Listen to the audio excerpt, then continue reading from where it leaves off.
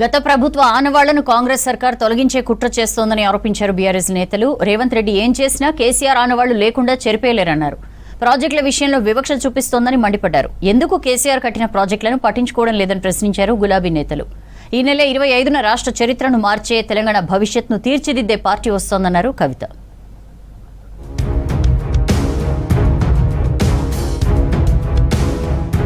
కాళేశ్వరం, దేవాదుల ప్రాజెక్టుల నిర్వహణలో కాంగ్రెస్ సర్కార్ నిర్లక్ష్యంగా వ్యవహరిస్తుందని విమర్శించారు మాజీ మంత్రి హరీష్ రావు. ప్రాజెక్టులోని భారీ మోటార్లను నిబంధనలకు విరుద్ధంగా పదే పదే ఆన్ ఆఫ్ చేస్తూ అశాస్త్రీయంగా పనిచేస్తున్నారంటూ మంత్రి ఉత్తమ్ కుమార్ కు లేఖ రాశారు. పంపులు, మోటార్లు పాడయ్యేలా కావాలనే కుట్ర జరుగుతోందన్నారు. ఒకవేళ మోటార్లు, పంపులు చెడిపోతే ఆ నెపాన్ని గత బీఆర్ఎస్ సర్కారుపై నెట్టేందుకు ప్రయత్నిస్తున్నారా అని ప్రశ్నించారు. వేల కోట్ల ప్రజాధనంతో నిర్మించిన ప్రాజెక్టులను నిర్లక్ష్యంగా వాడడం సరికాదన్నారు. రాజకీయాల కోసం రైతుల జీవనాడి అయిన ప్రాజెక్టులతో చెలగాటమాడొద్దన్నారు హరీష్ రావు.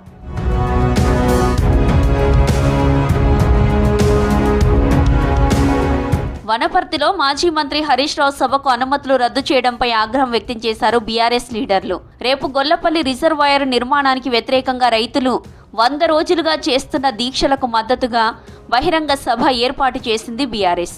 దీనికి మొదట అనుమతులు ఇచ్చిన పోలీసులు ఏర్పాట్లు పూర్తి చేసుకున్న తర్వాత క్యాన్సిల్ చేశారని మండిపడ్డారు బీఆర్ఎస్ నేతలు.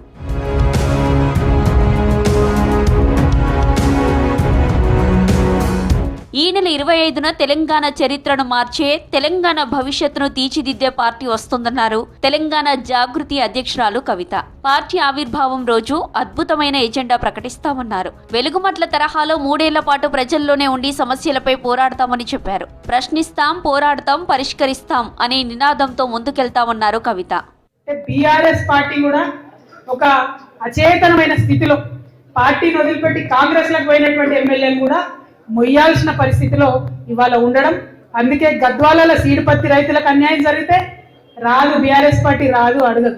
అంటే ప్రధాన ప్రతిపక్షం నిద్రపోతుంది, పాలక పక్షం పట్టించుకోదు. మరి కొట్లాడాల్సింది ఎవరు?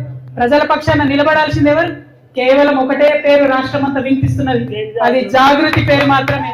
రేపు జగిత్యాల వెళ్లనున్నారు కేటీఆర్, బీఆర్ఎస్ లీడర్లు. మధ్యాహ్నం మాజీ మంత్రి జీవన్ రెడ్డిని కలవనున్నారు. జీవన్ రెడ్డిని పార్టీలోకి ఆహ్వానించనున్నారు కేటీఆర్. ఇప్పటికే జీవన్ రెడ్డితో సంప్రదింపులు జరిపారు కేటీఆర్.